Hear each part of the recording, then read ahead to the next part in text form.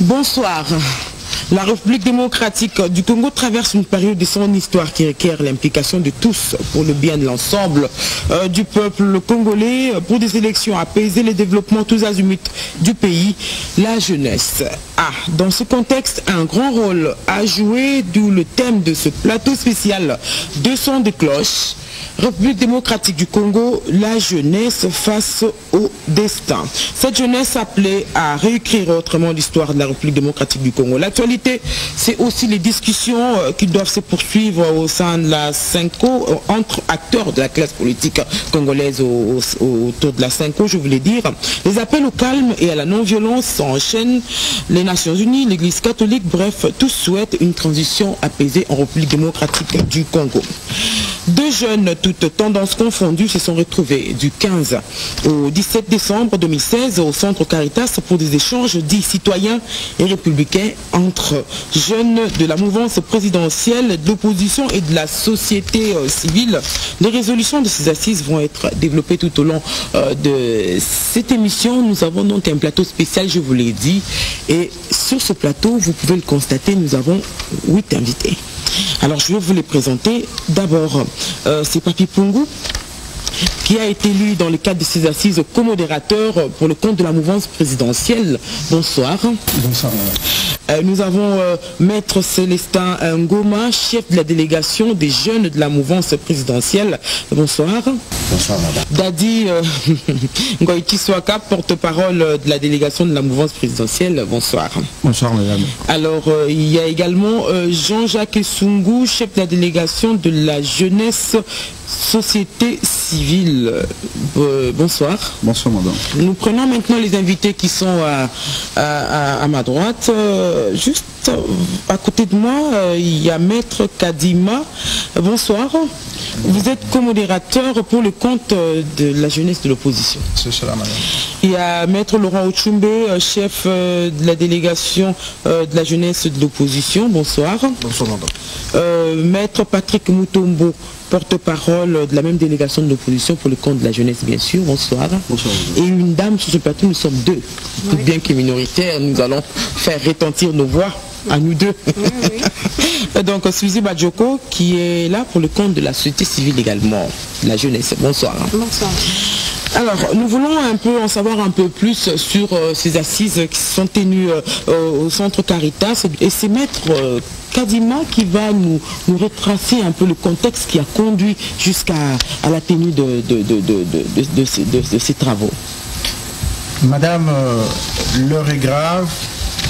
La République est face à son destin, vous l'avez dit. La jeunesse a un rôle à jouer. En date du 2 décembre 2016, par le communiqué de la CENCO, un élan d'espoir a été donné pour constater qu'il y avait encore une lueur dans le sens des consultations des différentes parties dans le cadre du conflit qui concerne la République.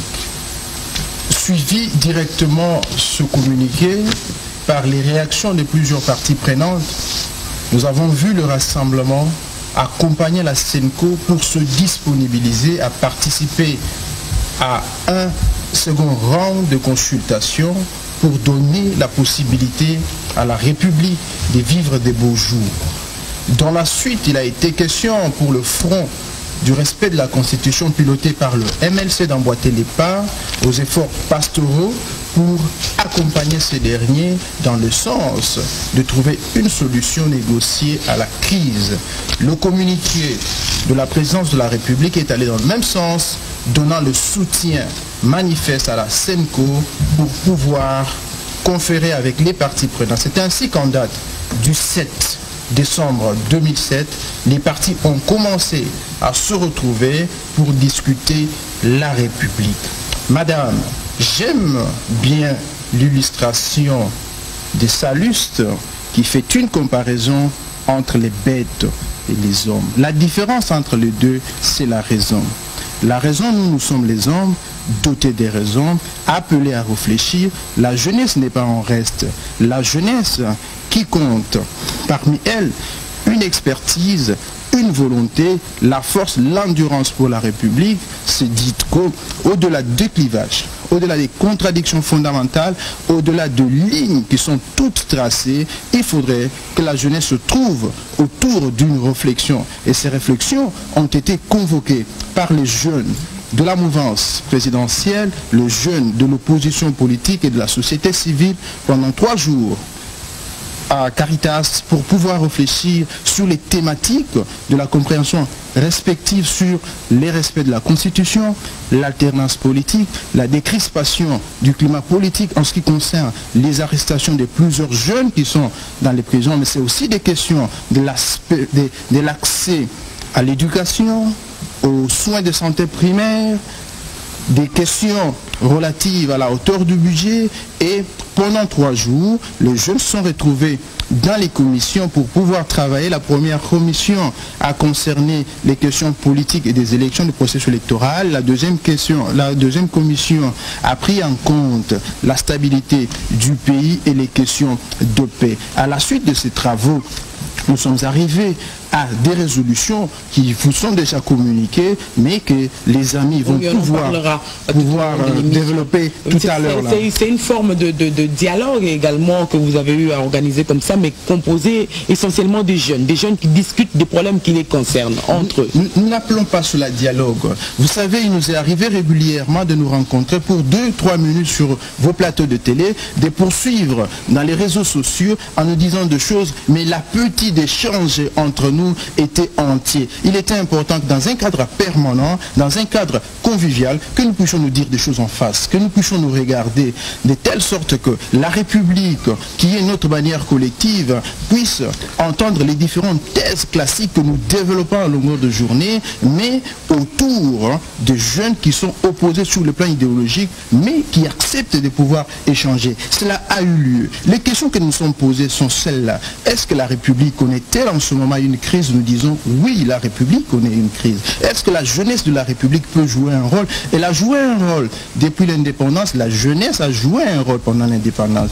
Elle a joué un rôle, cette jeunesse a joué un rôle pendant la démocratie. Cette jeunesse peut continuer à jouer son rôle pour la stabilité de la République. Et nous, en tant que jeunes dans ce pays, nous voulons être sujets de l'histoire, nous ne voulons pas être objets de l'histoire. C'est pourquoi il a plu, malgré les divergences, que nous puissions nous rencontrer. L'appartenance politique, ça c'est un grand parti. Madame, la question que nous nous sommes posée, c'est de savoir quel est le trait d'union entre le jeune qui est en Bandaka et celui qui est à Kasumbalesa, ceux qui parlent des langues distinctes. Quel est le trait d'union entre le jeune qui est à Kisangani et celui qui est à Tchela? Il n'y a pas de trait d'union. Le trait d'union, c'est la République. Et parce que la République nous unit, parce que la République nous crée, parce que la République nous a tout donné, il faut que nous puissions aller à la rencontre de la République. C'est pourquoi les jeunes de l'opposition, les jeunes de la majorité et les jeunes de la société civile ont accepté d'aller à la rencontre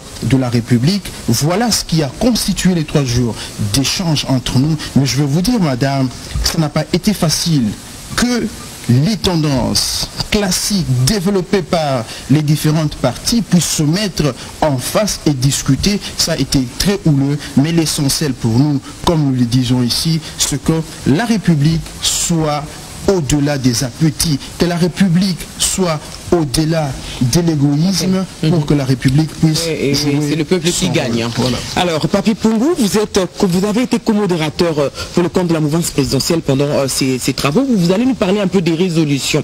De quoi avez-vous parlé durant ces 3 jours d'échange? Oui, merci beaucoup madame. Après un très long moment d'échange, comme l'a dit notre compatriote José Kadima, il s'est dégagé un consensus, comme vous le savez. La République, c'est essentiellement l'intersection, le consensus entre les droits individuels et les droits collectifs. Et nous avons privilégié les droits collectifs au détriment de nos droits individuels, ce qui nous a permis d'arriver à un certain nombre de résolutions pour lesquelles nous nous sommes décidés tous engagés, regarder dans la même direction pour que ces résolutions qui sont consacrées ou qui appellent à l'exécution, à l'application par des institutions compétentes, que nous, en tant que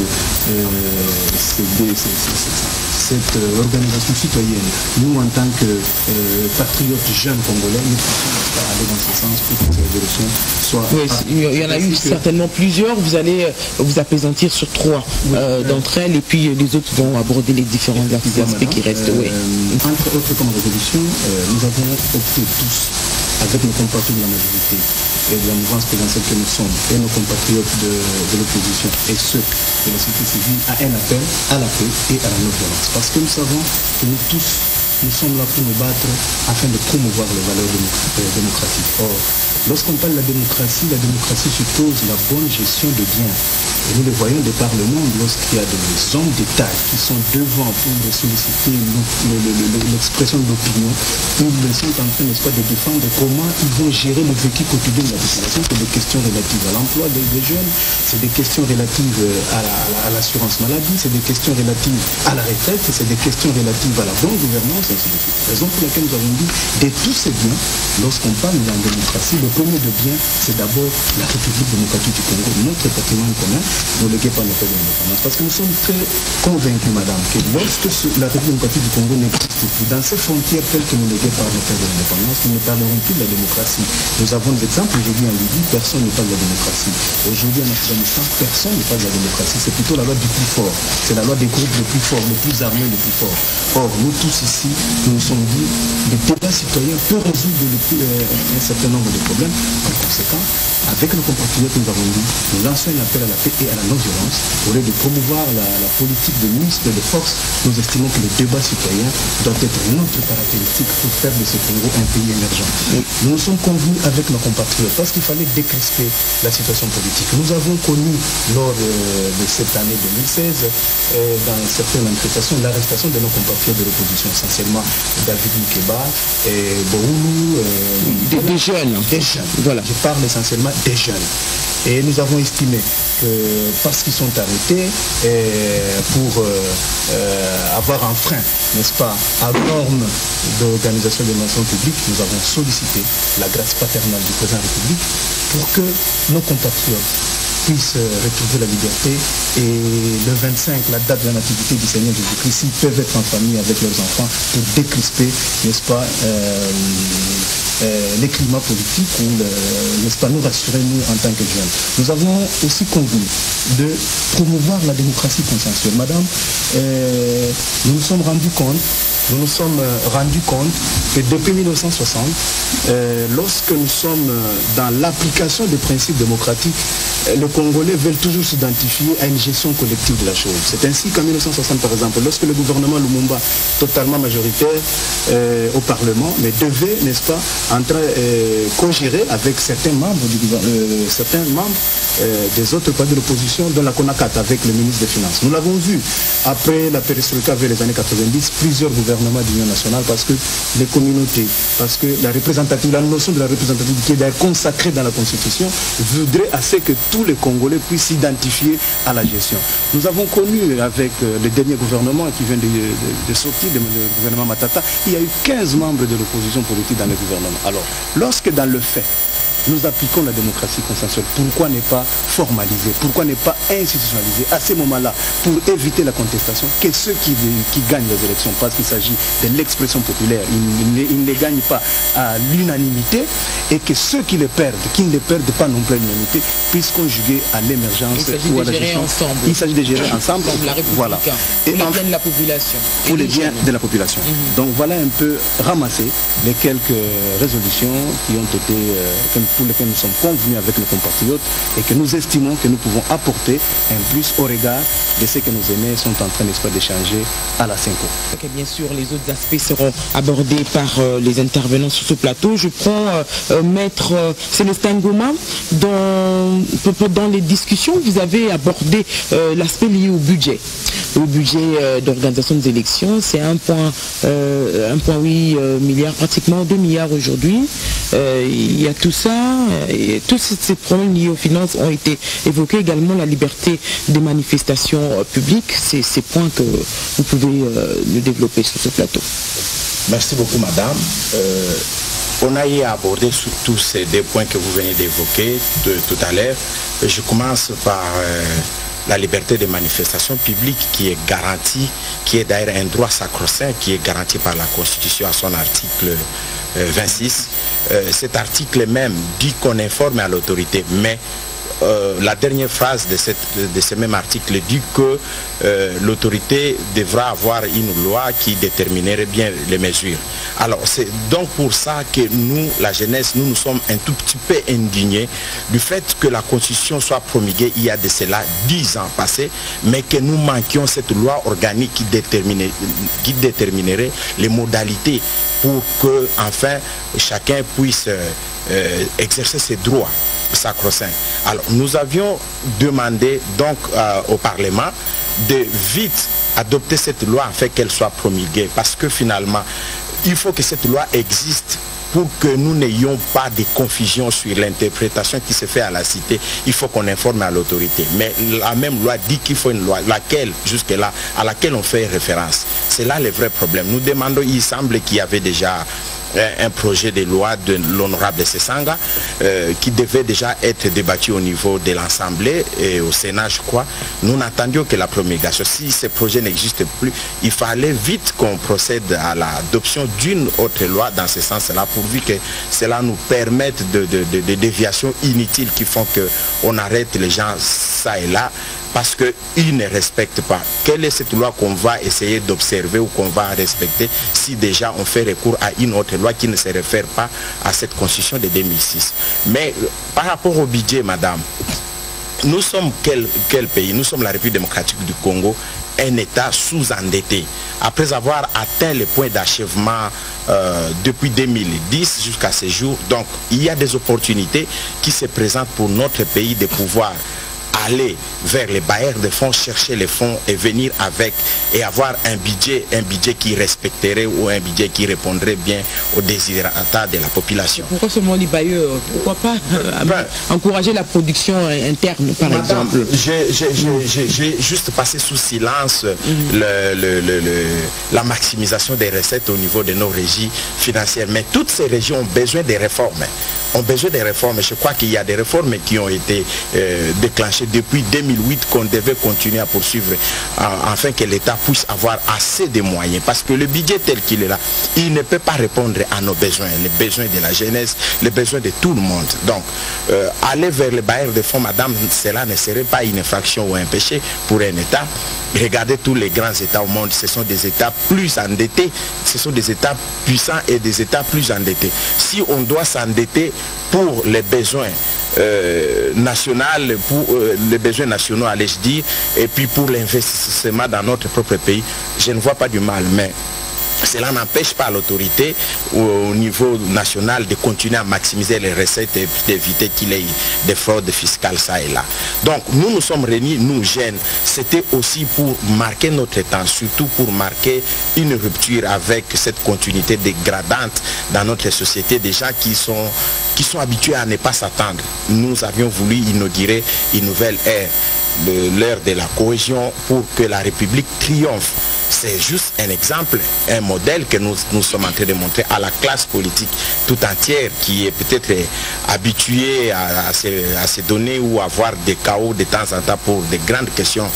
Pourtant, nous, la jeunesse, nous sommes réunis sans médiation et nous avons là, même si ces documents ne produisent que ce que nous voulons, notre propre volonté, mais nous voudrions que la classe politique nous prenne comme exemple ou que prenne toutes ces résolutions et les applique pour le bien de la population, surtout de la jeunesse congolaise qui est victime de cette politique de depuis 60 jusqu'à ces jours. Pourtant, la jeunesse a joué un rôle avant-gardiste dans le mal ou dans les bien.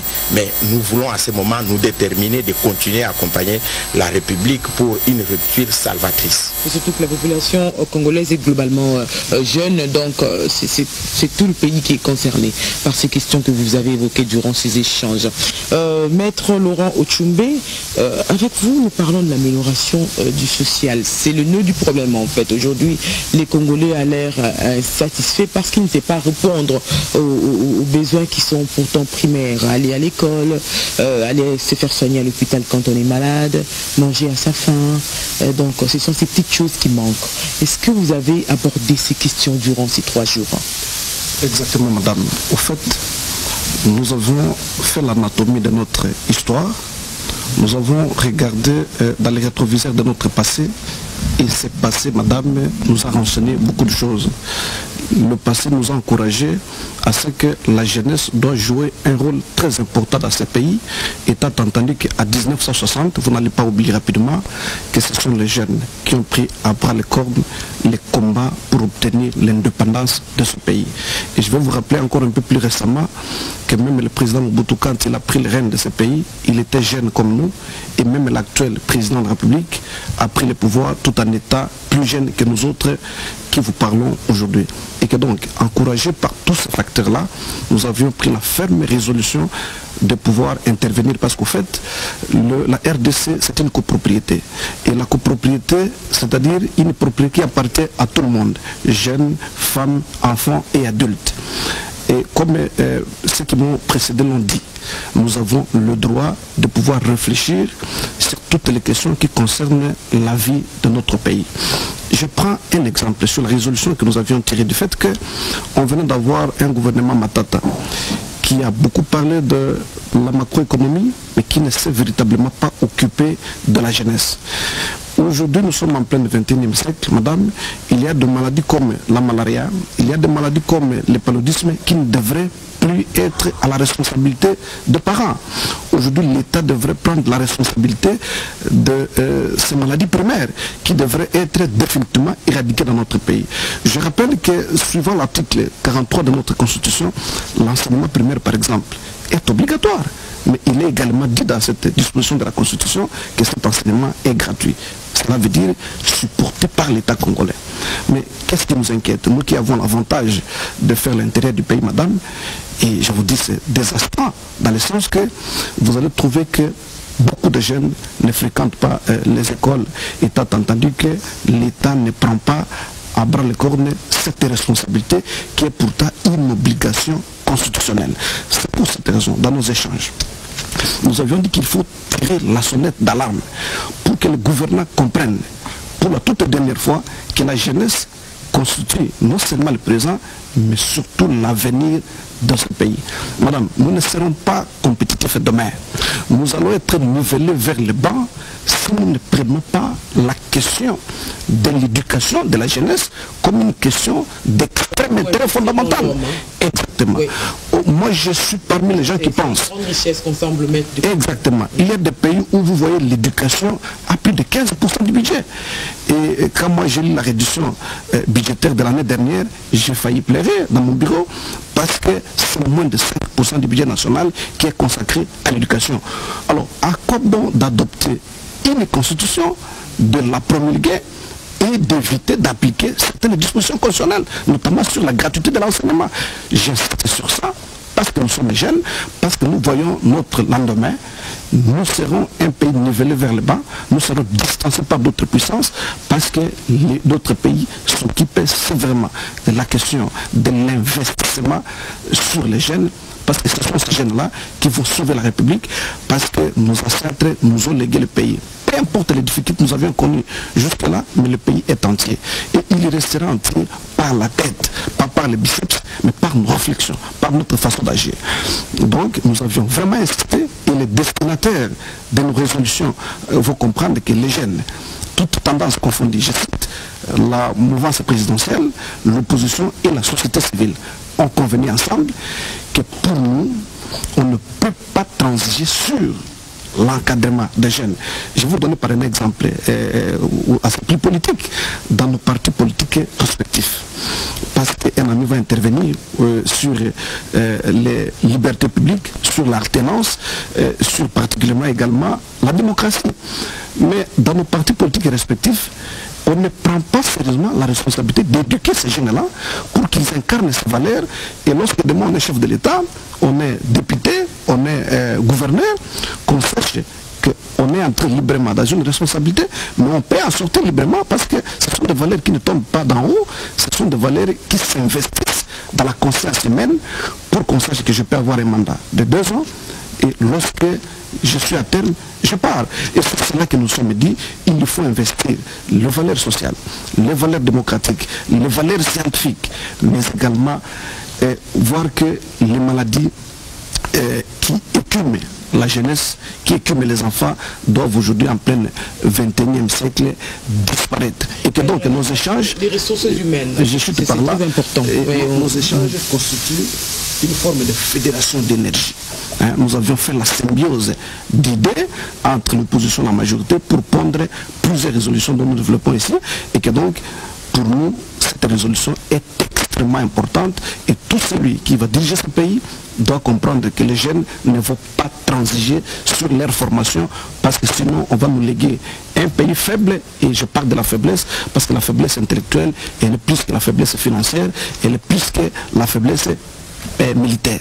Alors voilà cette résolution que nous avions également développée dans nos assises. Okay, merci. C'est la population qui gagne. Alors, Maître Patrick Mutombo, vous êtes porte-parole de la jeunesse de l'opposition dans le cadre de ces concertations, plutôt de ces échanges que vous avez eu à organiser. Les libertés publiques ont également été abordées. Et c'est ce point-là que vous nous développez dans cette émission. Merci madame. Il est très important de rappeler ici que ces échanges n'ont pas bénéficié d'une quelconque médiation ou modération de quelqu'un d'ailleurs. Nous étions seuls les jeunes de la majorité et de l'opposition avec la société civile pour démontrer que nous pouvons faire mieux les choses et nous pouvons nous comprendre. On a toujours dit, l'Afrique arabe, par un de ses grands, a dit que si la jeunesse savait et si la vieillesse pouvait, nous sommes de ces jeunes qui avons compris que dans le temps on peut agir et dans le temps nous pouvons comprendre. Alors il vous conviendra avec moi que la République démocratique du Congo est en train de traverser une de ces périodes le plus compliquées ou le plus qui nécessite une certaine adaptabilité politique conséquente. C'est la raison pour laquelle, lors de ces assises, nous avons eu à discuter avec 2 amis sur la démocratie. Madame, on ne peut jamais parler dans une république de la démocratie sans liberté publique. On ne peut jamais parler dans une république de la démocratie sans alternance au pouvoir. En l'espèce, en République démocratique du Congo, il y a des décisions qui sont tombées pêle-mêle, à raison ou à tort, puisqu'il s'agit d'un corps. Nous sommes certes de l'opposition, en face de moi c'est la majorité, mais l'accord politique ou l'accord qu'il y a eu entre nous, c'est un accord qui n'a pas de couleur politique, parce que ça nous engage nous tous. Je dirais que ces décisions sont tombées, à raison ou à tort, interdisant les manifestations publiques dans toutes les villes. Et pourtant, cette interdiction est une violation flagrante de l'article 26 de notre Constitution, parce que nous sommes dans une république. Ainsi, nous nous sommes convenus avec des amis pour proposer à l'autorité, et plus particulièrement le président de la République, sur la levée de cette mesure. Nous sommes dans une république, et dans une république, les gens doivent se sentir libres de pouvoir s'exprimer. Ainsi, il y a une responsabilité importante qui incombe aussi à l'opposition, puisque nous semblons être les plus grandes victimes de cette décision interdisant les manifestations. Et la responsabilité qui nous incombe à nous, c'est de pouvoir préparer avec intelligence et sagesse nos manifestations de manière à ce qu'il n'y ait pas assez de bavure pour que justement aussi pour qu'il y ait une loi justement ainsi le confrère Célé est revenu sur ça, mais au-delà de liberté publique, au-delà de des manifestations, il y a quelque chose de très important, c'est le rôle de la police. Madame, nous avons vu avec vous, nous avons suivi différents rapports rendus par les organismes de droits de l'homme. Vous avez vu comment on est en train de critiquer notre police. Ainsi, à l'unanimité, nous avons formulé des propositions sur le professionnalisme de notre police. Nous avons besoin d'une police qui n'est pas partisane. Nous avons besoin d'une police qui est neutre. Nous avons besoin d'une police qui accompagne effectivement les manifestants dans ce qu'ils doivent faire. Une police qui ne fait pas un avec le pouvoir. Alors, il y a un troisième aspect, c'est sur l'effectivité de la justice. Vous savez, quand il y a des manifestations, il y a des gens qui sont arrêtés. Alors, les dispositions constitutionnelles et légales en la matière sur le poursuite judiciaire devront bien être respectées. Et il y a eu un quatrième point, c'est l'alternance. Madame, ça c'est le point le plus important. Le président de la République, M. Joseph Kabila, l'a rappelé que nous avons une démocratie constitutionnelle dans notre pays. Qui dit démocratie constitutionnelle rassure le méthode, le règle du jeu politique dans la Constitution et qui prévoit l'alternance. Et s'il y a la crise aujourd'hui, c'est parce que et la majorité et l'opposition, la société civile y comprise, nous sommes en difficulté de vivre cette alternance en temps voulu par la Constitution. Voilà la naissance de la crise. Mais puisqu'il y a la crise constitutionnelle, c'est quoi la solution?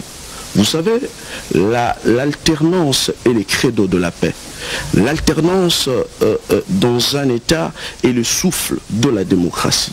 L'alternance dans un État, c'est le poumon, c'est les organes internes d'une nation. Qu'est-ce que vous avez proposé à la crise, puisque vous l'avez évoqué ainsi? Puisque il est impossible de vivre cette alternance voulue par la Constitution, nous avons rappelé que la démocratie n'est pas seulement les élections. La démocratie n'est pas seulement la souveraineté du peuple, mais la démocratie est aussi les consensus, madame. En République démocratique du Congo, nous n'avons fait que connaître de crises de légitimité depuis 1960 et ces crises ont été résolues généralement par le consensus. C'est la raison pour laquelle c'est ici les lieux pour nous, le participant à ces assises, d'appeler à un soutien important aux négociations, à la médiation que la SENCO est en train de mener.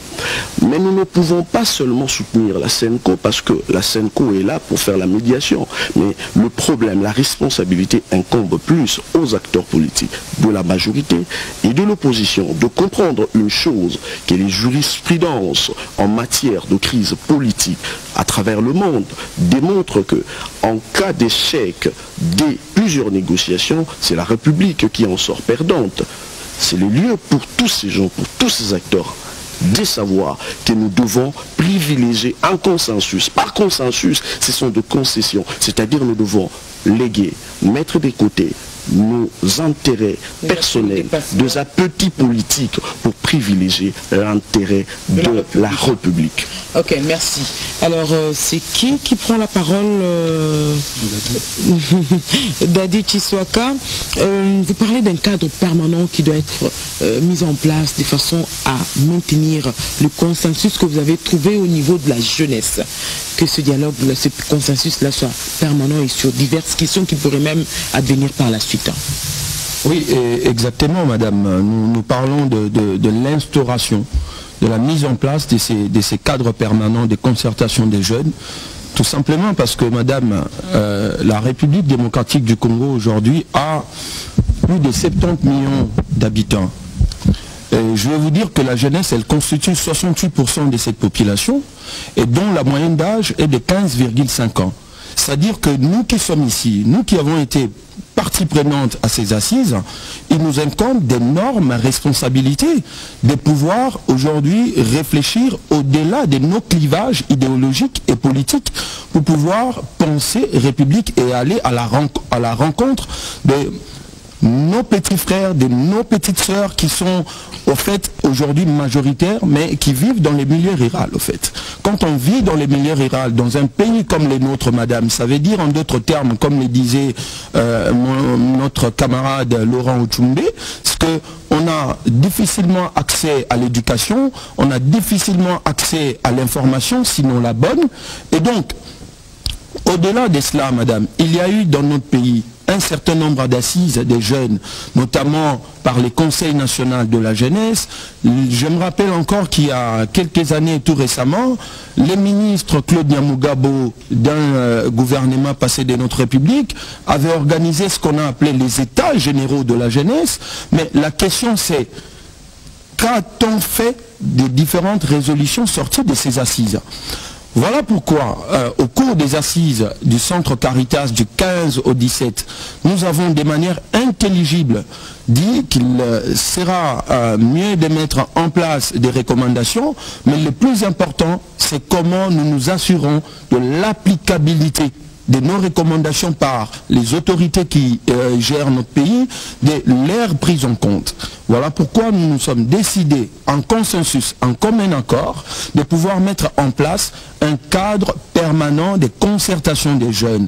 Ce cadre permanent de concertation des jeunes va tout simplement nous permettre à la fois de s'assurer que les recommandations qui ont été adressées à tous et à chacun à différents niveaux de responsabilité, de la gestion de la chose publique, comment est-ce que cela est mis en œuvre pour que la jeunesse trouve son compte dans la gestion de la chose publique et dans l'action du gouvernement.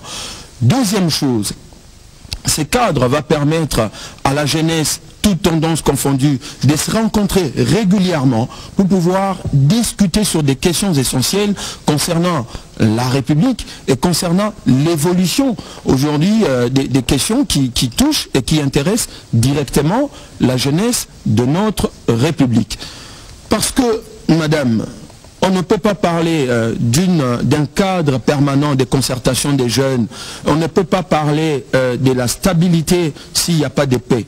Voilà pourquoi, au cours de nos assises, nous n'avons pas seulement mis en place au fait les cadres des permanents, qui est au fait la finalité pour poursuivre la suite de nos travaux, mais nous avons mis aussi en place ce qu'on appelle les comités de suivi et de médiation communautaire. Parce que la commission à laquelle moi j'ai appartenu au cours de ces assises a traité non seulement des questions de stabilité, mais également des questions de paix.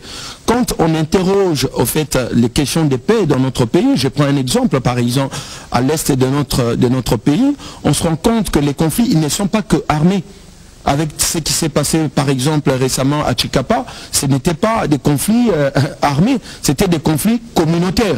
Et c'est ainsi que nous avons mis en place les comités de suivi et des médiations communautaires. Ce comité va être rapproché davantage des administrés de manière à prévenir les conflits qui peuvent surgir entre les communautés. Parce que ici, nous ne voulons pas d'une république qui subisse, nous ne voulons pas d'une république qui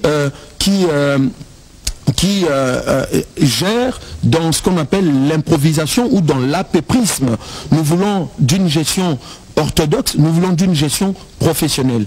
Voilà pourquoi, sur des questions de paix qui touchent directement à la vie d'ensemble en communauté, nous avons proposé qu'il soit mis en place un comité de suivi et des médiations dans les communautés pour prévenir surtout les conflits qui peuvent surgir dans les communautés, parce que n'oubliez pas, quand il y a des conflits dans les communautés, cela peut occasionner les malveillants qui peuvent venir à travers ces conflits pour pouvoir faire mal à la République. Voilà un peu, madame, ce que nous avons pris comme résolution de ces points de vue-là, parce que il vous souviendra qu'en 1960, au mois d'août, lorsque Lumumba, le père de l'indépendance, s'adressait à la jeunesse, il avait dit que pour que la République, notre pays avance, il ne faudrait pas qu'il y ait une jeunesse de la BACO, il ne faudrait pas qu'il y ait une jeunesse du MLC, il faut qu'il y ait une jeunesse congolaise. Et ce que nous avons fait au Centre Caritas, c'est pour cristalliser la volonté des pères des indépendances, qui autrefois d'ailleurs étaient jeunes, au centre de l'action qui a amené notre République à l'indépendance. Ici, nous n'avons pas discuté au centre Caritas, comme jeunes de la majorité présidentielle, comme jeunes de l'opposition ou de la société civile, même si c'était sous-entendu, mais nous avons plutôt discuté comme République. Nous sommes allés, comme l'a dit Maître José, à la rencontre de la République pour que la République puisse être gagnante au cours de ces assises. Et nous estimons que c'est le cas. Et nous appelons le président de la République et les autorités de la République à prendre en compte les recommandations issues de ces assises de Caritas. Ok, Jean-Jacques Sungou, chef de la délégation de la jeunesse société civile. Vous êtes un peu au centre, vous, société civile, c'est-à-dire ce n'était pas facile d'être là au milieu des jeunes de la majorité de l'opposition. Quel a été votre rôle exactement? Merci beaucoup, madame, pour la question. D'abord, je vais commencer par remercier Dieu Tout-Puissant qui est le maître des temps et des circonstances, et puis nous remercier des initiatives prises pour que les gens puissent se rencontrer. Comme vous le dites là, ce n'était pas facile. Vous savez, la société civile a toujours été au milieu du village. Nous sommes toujours au milieu et nous allons continuer à nous battre pour qu'il y ait toujours équilibre entre les jeunes de la majorité ainsi que les jeunes de l'opposition.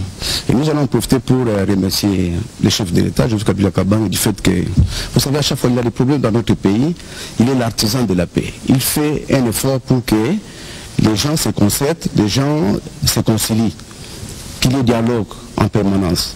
Donc pour nous c'est un chapeau. Et puis nous en profitons, bientôt il y a le gouvernement qui vient de sortir, madame.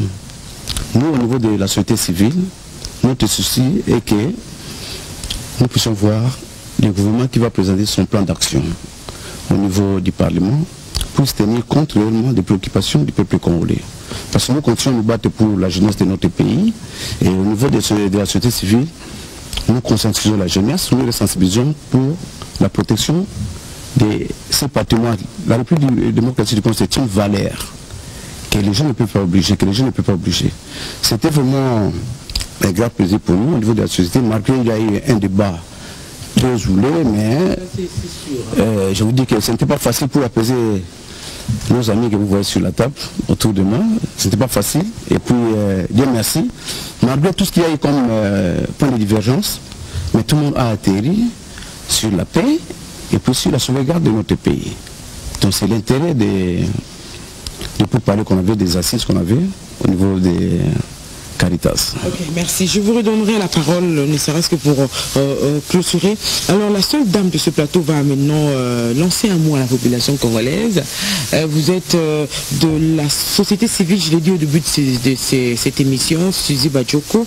Alors, c'est quoi le message que vous amenez aujourd'hui? Merci, madame Média. Au fait, aujourd'hui, je crois qu'il est grand temps que l'on emmène un message de paix. On peut être de la mouvance présidentielle, on peut être de l'opposition. Tous ensemble ici, on est sur ce plateau, si seulement s'il y a la paix. C'est pour cela nous lançons vraiment un appel à tous les jeunes. Que le jeune ne soit pas des instruments pour les politiques. Non, on est jeunes, ce pays nous appartient à nous tous. Il est grand temps que l'on puisse conserver ce que les autres ont fait pour que nous, la jeunesse, que l'on continue et demain, nos enfants, on est là, on est parents, on a des enfants et nos enfants vont venir continuer ce que nous, les parents, ont fait. Ce qu'on a trouvé, même si ce n'est pas beaucoup, même si c'est peu, mais que l'on conserve ça pour que demain, que l'on puisse continuer et qu'après demain, nos enfants viennent achever ce que nous, les parents, on n'a pas pu faire. Donc moi, pour la jeunesse, par rapport au dialogue, par rapport aux concertations qu'on a eues, on a préféré vraiment demander à la jeunesse de s'unir. Et en tant que société civile, c'est vraiment une grande joie de voir que deux composantes qui, hier, ne pouvaient pas être ensemble, mais aujourd'hui, ont quand même trouvé des initiatives pour essayer d'atterrir, de parler sur ce qui est de la République démocratique du Congo et de trouver des résolutions que l'on est en train de proposer aujourd'hui et que nous demandons vraiment que l'État congolais puisse entendre et essayer d'accompagner cette jeunesse parce qu'elle en a vraiment besoin. En tout cas, la paix, c'est quelque chose qui va vraiment nous aider qui va éviter le chaos dans ce pays, qui va éviter à nos mamans de pleurer à chaque fois qu'il y a un enfant qui est mort, à chaque fois qu'il y a un frère qui est parti. Donc, la guerre n'est pas bon pour ce pays. Merci. Ok, alors il nous reste encore 10 minutes. Je vais donner à chacun de vous ne serait-ce que 2 minutes de façon que vous lanciez un message, chacun en ses termes, à l'endroit de la jeunesse congolaise. Je commence avec Maître Kadima. C'est quoi votre message ce soir? Notre message de ce soir, c'est de rappeler le devoir sacré nous légué par les pères fondateurs de la République, de considérer que l'enfer, ce n'est pas l'autre. Il ne faudrait pas que nous puissions considérer qu'en face de nous, la personne en face de nous est certainement une personne ennemie qui nous veut du mal. Ce que nous voulons pour la République, c'est de savoir que aussi longtemps que nous serons constitués dans les limites de l'État congolais, nous aurons des conflits, nous aurons des crises, nous aurons des tensions parce que nous sommes une constellation des peuples. Nous avons abandonné les libertés individuelles pour conférer à la République une stabilité, une consistance. C'est au sein de la République que nous devrions conjuguer les efforts de telle sorte que nous puissions aller de l'avant, que nous puissions cristalliser l'intérêt supérieur de la nation pour les biens de notre jeunesse. Il faut qu'il y ait la juxtaposition des efforts, la conjonction d'énergie, parce que un homme de qualité est possible.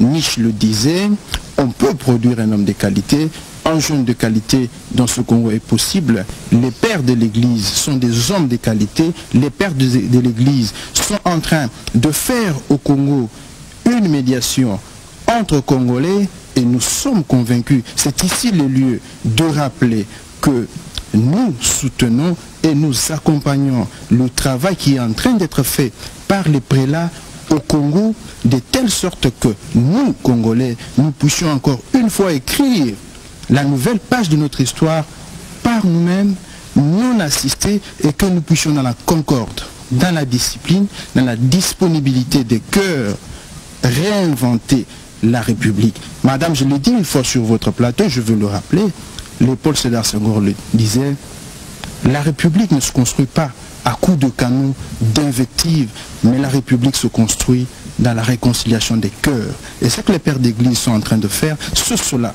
que la jeunesse attend du Congo. Nous sommes convaincus que ce Congo a encore de beaux restes, que ce Congo a encore une réserve. Et la jeunesse du Congo est une jeunesse de qualité. Nous allons aller au-delà du clivage de telle sorte que nous puissions proposer à l'avenir et à la République notre disponibilité pour pouvoir servir la République. Ok, merci. Maître Laurent Ochumbe, quel message vous voulez faire passer aujourd'hui auprès de la jeunesse congolaise? Merci beaucoup Madame Odia. La République démocratique du Congo a déjà beaucoup été humiliée. Nous voudrions, avec les attitudes prophylaxiques que nous avions prises en ce jour, parce que je l'ai rappelé qu'il était incongru hier, que les deux bords se rencontrent ensemble pour discuter seul à seul sur les questions internationales. Aujourd'hui, c'est chose faite. Et que donc, nous ne voudrons plus voir dans ce pays, lorsqu'il y a un conflit, qu'on nous amène des émissaires. Nous encourageons les gens à ce que se fasse à l'Union au niveau de la SENCO, où il y a un échange 100% congolais, parce qu'il faut rappeler que la SENCO est un composé de nos pères spirituels de l'Église catholique, et que donc c'est un exemple à suivre. Nous voulons inaugurer une culture moderne, nous voulons cristalliser quelque chose de très authentique, parce que les conflits, on peut les prévenir, mais ils peuvent toujours arriver, et que les Congolais prennent la culture d'échanger, parce que, je l'ai dit, notre train d'union, notre dénominateur commun, c'est la République. Et cette République doit être consolidée par ses fils et filles. Et nous sommes les enfants de cette République. Nous voudrons que toute crise qui va nous arriver, tout problème qui concerne notre pays, qu'on ait le courage de mettre l'intérêt supérieur au-dessus de nos têtes, au-dessus de nos épaules, on se parle en face et qu'on trouve une solution, parce que nous voyons des crises en France, nous voyons des crises en Belgique. La Belgique a fait plus d'une année sans gouvernement. On n'a pas vu l'Union africaine envoyer des émissaires, on n'a pas vu les États-Unis envoyer des émissaires. Ils se sont parlé, ils ont discuté. Peu importe le temps que cela a pris, mais ils ont finalement mis l'intérêt supérieur de leur pays au-dessus et que nous voudrions cette fois-ci que la chose qu'on a faite, que l'exemple que nous avions donné nous serve dans l'avenir, qu'à tout moment qu'il y ait un problème, que les gens abandonnent leurs sentiments personnels, leurs intérêts privés, qu'ils mettent au-dessus de la République. Et de cette façon-là, madame, vous allez vous rendre compte que nous allons étonner le monde et que la MONUSCO ne sera plus dans notre pays et que beaucoup de gens qui se veulent aujourd'hui des patrons dans nos frontières ne vont plus s'y installer. Tous nos problèmes, on va les régler seul à seul, et les communiqués transversaux qui chaque jour, quand nous nous réveillons, viennent des États-Unis, viennent de Londres, viennent de la Grande-Bretagne, ne seront plus. Nous allons régler notre problème et le pays va gagner et le développement de notre pays sera au rendez-vous. Et je vous remercie. Merci à vous. Maître Patrick Moutombo. Madame, en concluant votre émission, je voudrais rappeler que nous avons besoin que la RDC, au-delà du fait d'être un État, que nous avons intérêt à être une nation. On ne peut être une nation que lorsqu'on a le vouloir de vivre ensemble. Voilà la quintessence et l'essence d'un État-nation. Ainsi, en voulant vivre ensemble, il faut savoir protéger et respecter les intérêts des uns et des autres. C'est ici les lieux pour nous de rappeler également ce que disait l'ancien président François, l'ancien président français, M. François Mitterrand, qui disait que rien de plus grand n'est facile. La paix n'est pas facile, mais il faut y arriver.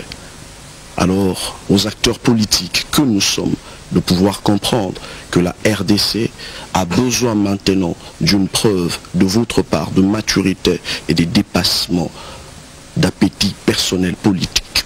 Nous demandons au chef de l'État de prendre des mesures conséquentes pour la décrispation du climat politique.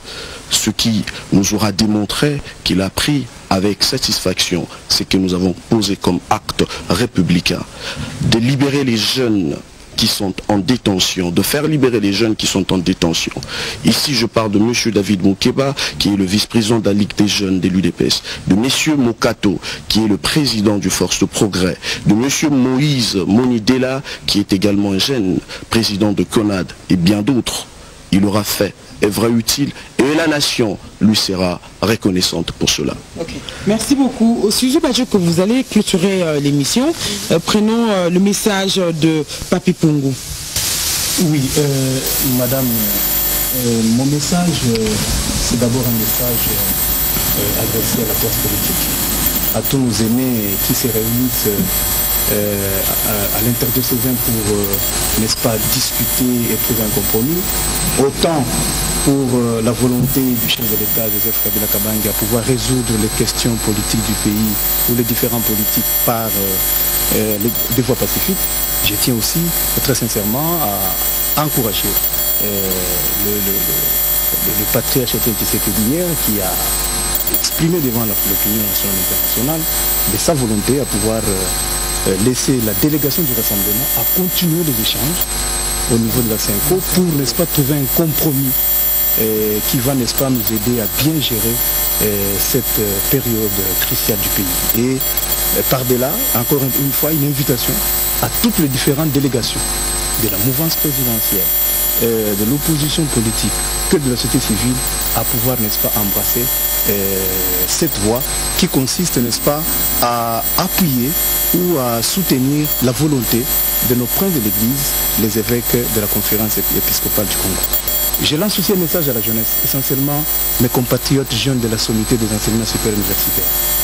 Je leur dis, vous me regardez en face, je vous dis, chers compatriotes de l'UNIKIN, de l'UPEN, de l'ISTA, de l'UNILU, de l'université de Kisangani, il n'y a rien qui puisse nous amener à l'émergence si ce n'est que nous puissions embrasser la culture du débat citoyen. Nous devons éviter toute forme de violence due à une quelconque manipulation. C'est nous l'élite. Si nous n'influençons pas, ce pays va sombrer. Et j'estime que vous comprendrez le message de vos compatriotes qui sont ici. Vous devez, vous aussi, au sein de nos établissements supérieurs universitaires, cultiver la paix pour la consolidation de la stabilité de notre pays. Et nous lançons ces messages, n'est-ce pas, à tous les hommes de Dieu, de prier pour ce Congo parce que nous sommes bientôt, le Seigneur Jésus va naître le 25 décembre, nous prions pour que ce Congo puisse encore retrouver sa paix. Comme le Seigneur Jésus le dit, je vous donne la paix et je vous laisse la paix. Je sais que nous sommes des chrétiens, je suis chrétien pratiquant de l'Église catholique. Je prends ça comme serment et je lance cette paix à mes compatriotes congolais. Maître Célestin Ngoma. Merci beaucoup, madame. J'étais, comme l'a Aïe à le dire, les autres amis, nous n'y sommes pas allés au Caritas en kermesse politique. Nous ne sommes pas allés faire un complot contre la nation. Nous ne sommes pas allés nous compromettre nous-mêmes. Mais nous sommes allés pour affirmer la primauté de la République. Ce que nous voulons que la République nous règne tous. Nous voulons que la République nous donne l'occasion de montrer à quoi nous sommes fils et filles de ce pays. C'est donc le défi que la jeunesse que vous voyez ici est en train de lancer, un défi qui est lié à notre période par rapport à la crise actuelle qui est le processus électoral, que nous encourageons parce que finalement, nous les jeunes, nous allons jouer pleinement notre rôle que lorsque la démocratie sera bien assurée. Dans la dictature où on nous a volé les rôles de la jeunesse, nous n'avions pas pu faire quelque chose aujourd'hui. Nous revoici revenir sur le devant de la scène pour dire que nous ne voulons pas de la violence, d'où que cela provient. Nous ne voulons pas non plus l'intrusion de l'impérialisme parce que finalement, nous voulons affirmer, nous, que nous sommes peuple congolais capables de s'entendre, capables de régler ses propres problèmes. Un État, madame, on ne les jugerait pas par rapport au fait qu'il connaît des problèmes, mais on les jugera par le fait de sa capacité à résoudre ou à ne pas résoudre un problème. Ce qui nous est arrivé, c'est un problème et l'histoire nous démontre que nous avions toujours réglé nos différends. Alors, il est possible que nous puissions régler ce qui nous retient encore à ce jour et nous accordons donc toutes les chances possibles à la Senko par rapport aux bons offices qu'elle est en train de mener entre l'opposition et la majorité. Aussi, nous appelons à tous les jeunes, comme l'a dit Aïe à le dire, le camarade Papi Pungu, de pouvoir aider la nation, de pouvoir contribuer à la paix. Parce que finalement, en cherchant les désordres, nous allons plus engendrer du désordre. En cherchant la paix, nous serons plus en paix. Ok. Dadi Ngoï Chiswaka, porte-parole mouvance présidentielle, c'est quoi des jeunes, la mouvance présidentielle? Il faut bien préciser votre message à la jeunesse congolaise. Merci madame. Mon message c'est j'ai vu les patriarches Étienne qui s'était dit des retours d'Europe mettre à la tête de l'UDPS, qui est la fille aînée de l'opposition, un jeune comme secrétaire général de ce parti. Pour moi, c'est un message. J'ai vu le président de la République, Joseph Kabila Kabange, le 15, devant les deux chambres réunies en congrès, mettre les jeunes au centre de son discours sur l'état de la nation. J'ai vu le 29 octobre 2016, Jean-Claude Massangou, devant plus de 3000 jeunes, les conscientiser et de leur parler de l'espoir qu'ils incarnent par rapport au devenir de la République. Qu'est-ce que je veux dire par là, madame? Je voudrais appeler tous les jeunes à comprendre que nous sommes au centre de ce qui doit se passer aujourd'hui, demain et à jamais dans ce pays. Nous sommes une force capable de pouvoir créer un mouvement de changement et un mouvement d'évolution dans notre pays. J'appelle également la classe politique tout entière de notre République, ainsi que la société civile bien sûr, de pouvoir ne pas aménager aucun effort pour que les violons, tout le temps qu'on en aura besoin, puissent s'accorder de manière à ce que l'intérêt de la nation puisse primer. En ce qui concerne les jeunes, madame, vous me permettrez de parler un peu en lingala, comme porte-parole, exceptionnellement dans 2 sons de cloche. Voilà. Allez-y. Comme porte-parole de la jeunesse de la mouvance présidentielle, bande konangai ya Kinshasa, ba jeune, bilenge. Il y a Massina, il y a Kingasani, il y a Matete, il y a Kitambo, il y a Ipen, il y a partout à Kinshasa. Il y a Katanga, il y a ba province nyonso. Tosengi na bino nyonso tu bandeko, biso bandeko na bino.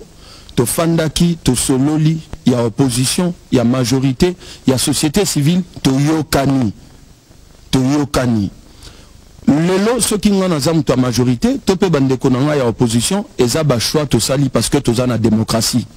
Mais likolo na biso, likolo ya ba choix na biso, mboka na biso Congo, nde ifeza la likolo.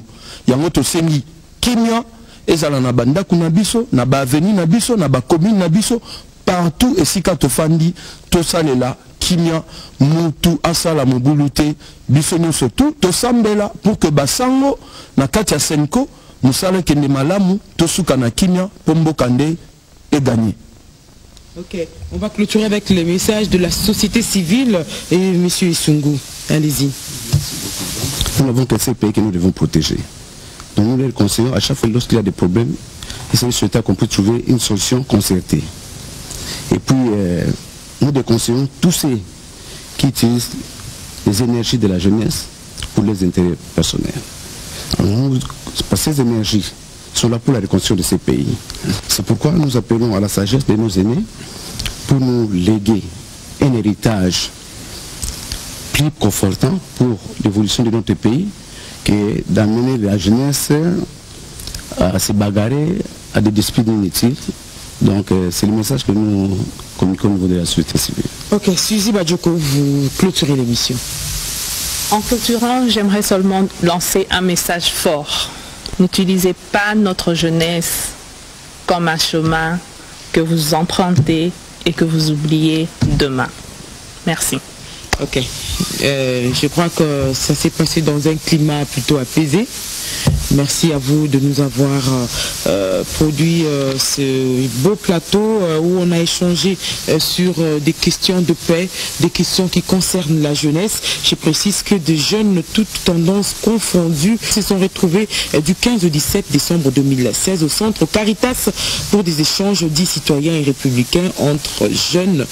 Comme je l'ai dit, les résolutions de ces assises ont fait l'objet de cette émission. Nous avons eu sur ce plateau de télévision oui intervenants.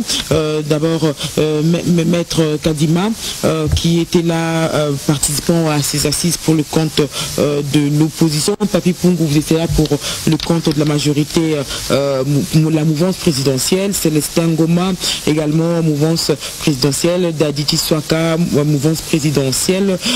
Monsieur Isungu, vous c'est la société civile. Madame Suzy Badioko, vous avez été participante à ces assises pour le compte de la société civile. Patrick Mutombo, opposition, et également Maître Ochumbe, opposition.